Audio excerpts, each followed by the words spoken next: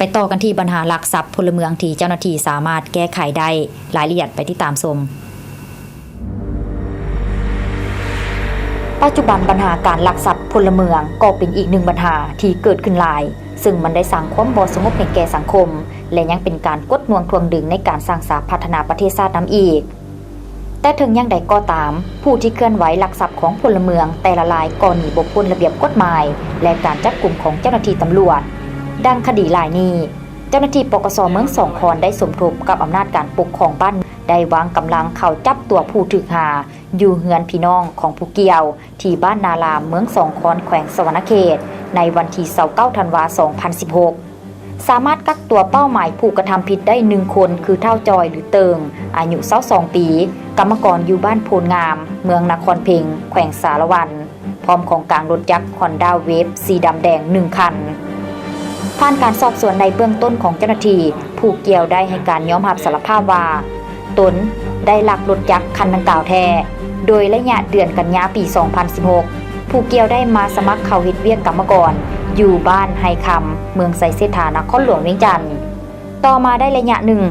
จึงได้มีการพิดเถียงกันกับเท่ากุลผู้เป็นหัวหน้าเกี่ยวกับเงินเดือนและหนีออกจากเงินของเท่ากุลโดยลักเอากระแจเฮือนไปน้ำ1ลูกพอมาฮอดวันที่22ธันวาคม2016ท้าวจอยถือโอกาสตอนบ่มีไผอยู่เฮือนเข้าไปลักเอารถยักษ์เว็บห้อยสีดำแดงแล้วหนีไปอยู่น้ำพี่น้องที่บ้านนารามเมืองสองคอนแขวงสวรรณเขตมาฮอดวันที่29ธันวาคม2016เจ้าหน้าที่ปกส.เมืองสองคอนจึงได้เข้าจับตัวผู้เกี่ยวและได้ประสานมายังเจ้าหน้าที่ปกส.เมืองไสเสถาพัวพันเอาตัวเท่าจอยมาดำเนินคดีอยู่ปกส.เมืองไสเสถาฉะนั้นต่อกับปัญหาดังกล่าวขอเรียกร้องมายังพ่อแม่ประชาชนทุกชั้นคนจงเอาใจใส่อบรมบ่มสอนลูกหลานของตนให้ดีเพื่อบ่ให้พวกเขามีแนวคิดขี้ลักเอาสิ่งของคนอื่นมาเป็นของตนเองโดยผิดต่อระเบียบกฎหมายเอาใจใส่เป็นหูเป็นตาช่วยเจ้าหน้าที่ถ้าเห็นปัญหาใดที่ผิดต่อระเบียบกฎหมายให้รายงานต่อเจ้าหน้าที่อำนาจการปกครองบ้านเพื่อพร้อมการแก้ไขโดยเฉพาะแม่นปัญหาการลักทรัพย์พลเมืองให้หมดไปจากสังคมลาวท่านผู้ชมระยะนี้เป็นระยะวันสำคัญต่างๆของพรรคของชาติที่จะได้หมุนเวียนมาบรรจบครบรอบอีกเวลาหนึ่งบ่พอเท่าใดวันอีกข้างหน้านี้ก็จะเป็นวันสั่งตั้งพรรคประชาชนปฏิวัติลาวครบรอบ62ปี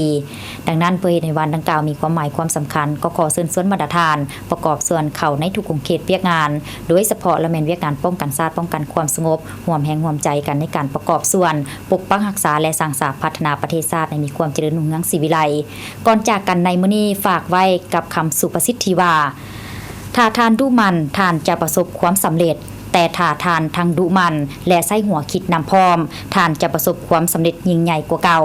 มาฮอดนี้หมดเวลาของการรายงานข่าวภาคค่ำพอดีขอขอบใจทานที่เกียรติตามรับชมห้อยทูนางแซมาสักติกุลพร้อมได้ทีมงานลาท่านผู้ชมไปก่อนสบายดี